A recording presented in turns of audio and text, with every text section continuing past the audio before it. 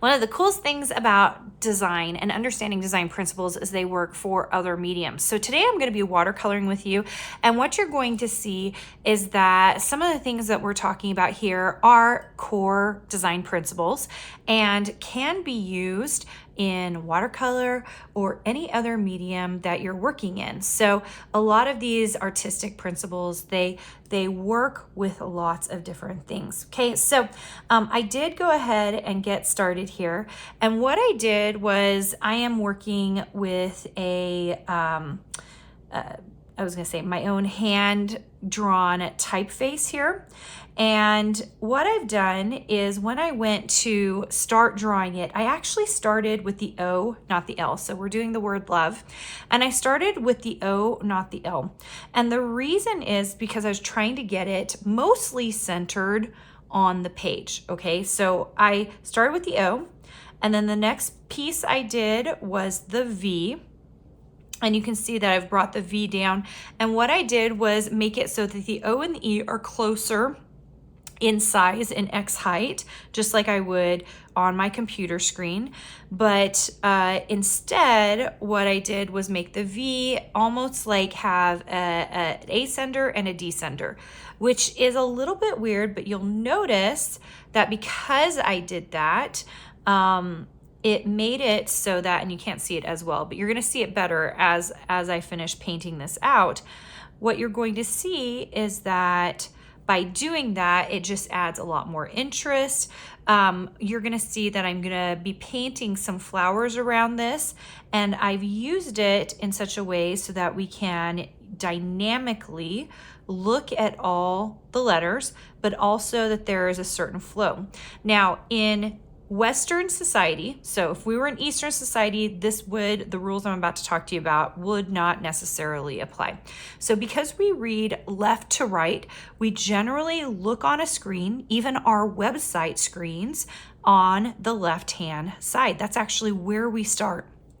Many of you guys know I have a PhD in design, and my dissertation actually found so we ran a series of studies, and one of them was during my master's degree. And during the master's degree, we found that no matter what, we were testing short-term memory with logos in particular. And we found that it didn't matter what the item was, always the person remembered whatever was in the left-hand part of the screen the very best. And that was not what we were looking for. We were trying better to understand the difference between illustration versus typography versus realistic or photographic images. But the end result ended up being this crazy thing, which is we realized that it didn't even matter on a screen. People always remembered what was in the left-hand corner. So you're gonna see that principle apply here. You can see we would read left to right, but also we want to start top to bottom. So we're actually trying to create a dynamic feel here. And so we start from the top of the page, which for us is the top of the L.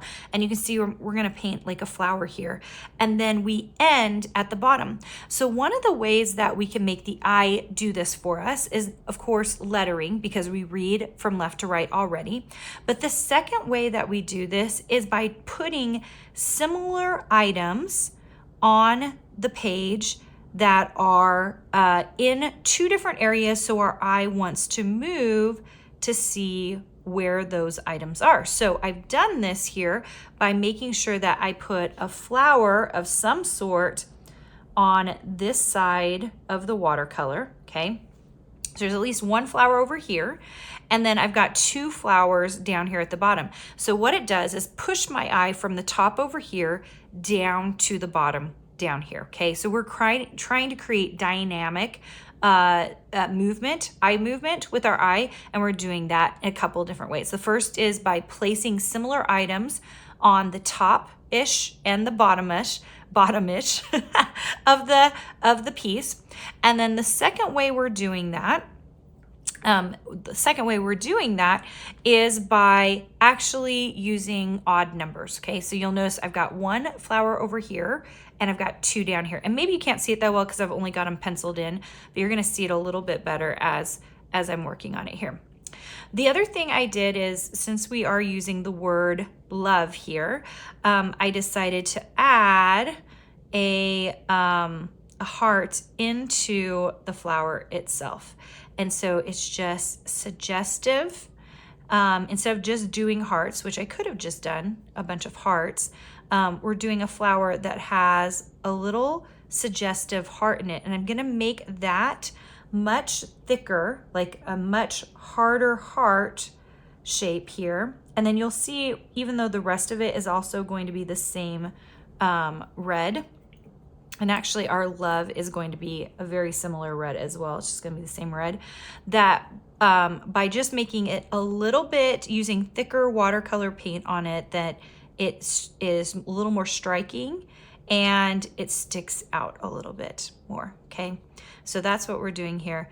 I don't have this yellow quite, or this ochre quite dry yet. So we might just keep it separated and see if we like the way that looks, okay?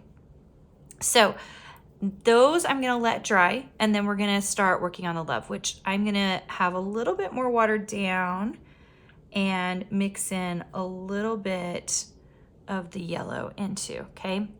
So everything about this composition is, for the most part, pre-planned, right? So like, even when I was drawing it, I was thinking about how can we move someone's eye to follow the path that we want them to see this on, okay?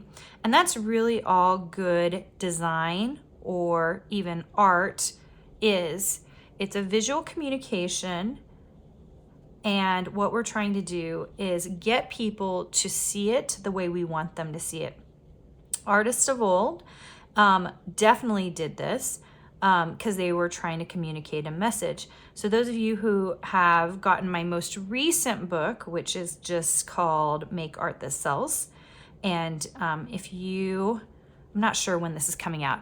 Hopefully it's come out. If it hasn't, it's coming out January 29th. And you, hopefully some of you were able to come to the launch party for that. If not, don't worry about it. We'll hopefully have some clips of it online. But if you want to get the Make Art That Sells masterclass for free, all you have to do is go to makeartbook.com. Okay, so super duper simple to get there. So the coupon code that you want is called YouTube Art. That's it.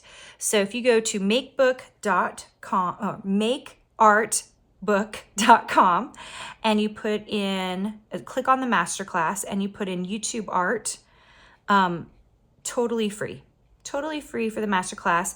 And I talk about artists there. So a little off topic, but I was just thinking about like Andy Warhol and kind of the way that he used, he really used the use of repetition in design to make things feel, even though they were super duper bold, make things feel like they're meant to be there, like that your eye wants to look at it, and it actually softens the feeling you have in your eye.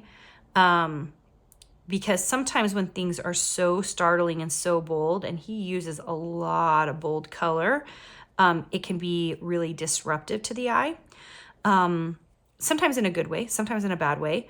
But he did it in a way that, because he used repetition, and you see, for example, IKEA does this, they use repetition to kind of soften something and make it seem more pleasurable to the eye. So even though he was using super bold colors and dramatic silhouettes, it was still very, very interesting and not overly, like not too much for your eye. So I love when you can see the way that those principles shake out. Okay, so you can see that I'm just kind of finishing this watercolor out. And hopefully you do projects like this too, just kind of like fun, easy, simple projects that I will just like do a quick pencil drawing for. I think watercolor is my favorite paint medium right now. I've been doing a lot of it, and I especially like it when I'm traveling because it's easy. My daughter and I were just talking about, she's really into oil painting right now. And we were on a trip and she was like, oh, I wish I had why is oil so hard to transport? And I said, that's why I love watercolor, because you can get those little tiny packs, which we actually did when we went to Paris. She and I did a little watercoloring while we were in Paris a couple of years ago. And you can get those little packs and they're just easy to carry around, and you can have a little tiny watercolor book. So you can see I've kept this really simple. I'm just using 2 colors. And if you haven't guessed yet, this is a primary color palette that I'm working with. I love primary color palettes, and you'll notice that a lot of artists get very smart with their primary color palettes. Like, you won't even know that they're really using one, but they're just using base colors, and it kind of brings everything nicely together.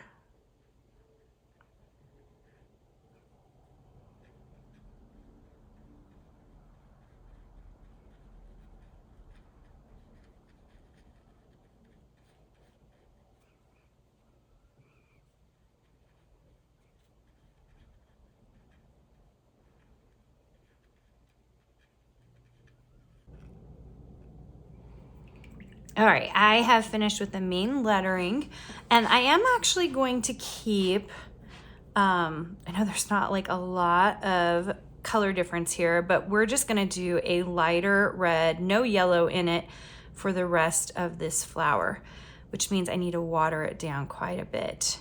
So I'm just going to put those in just kind of soft and finish it out with like some leaves and stems. And I usually don't draw those in. If you're a watercolorist, maybe you like to draw them in, or maybe you're like doing it freehand. I come from a design background, and so even though I have art minors, I still think like a graphic designer. And so I'm thinking about like, how is the final composition going to lay out for me? I do love watercolor because there's like tons of happy accidents that happen in watercolor that make it, I don't know, just really fun to see how it's going to turn out. Well, I think I got too much paint on that.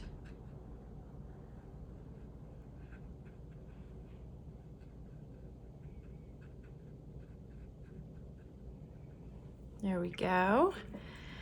And then we're gonna end it with some stems. I'm actually gonna switch my brush out for this because I like this round brush more for creating leaves.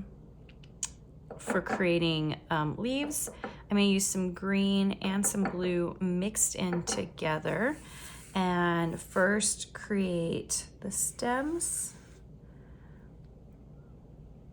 See, it's like more blue than green. That's okay. Just add some more of that green in there.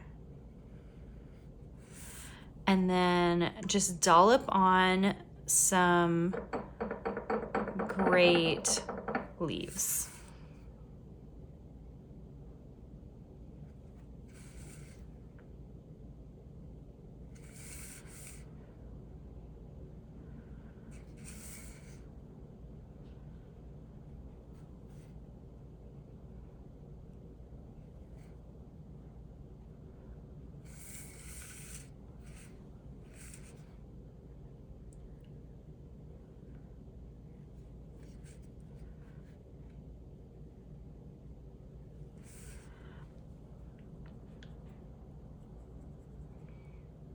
And depending on how excited you are, you can add more to this, but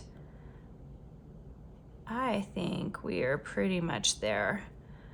I like the simplicity, and I like how fast that really was. Ooh, you know what? I am gonna throw in a couple more, some of this ochre, because you can see I accidentally dotted it here. We'll just add a couple of dots here on the end. And then this will actually help. Notice I'm gonna put a couple up here. What that does is, once again, that dynamic, we're just trying to lead the eye down. And sometimes you can add little dots, little things that kind of bring people back to where you want them to look. So you can see like it just kind of moves this way. Just add a couple more here.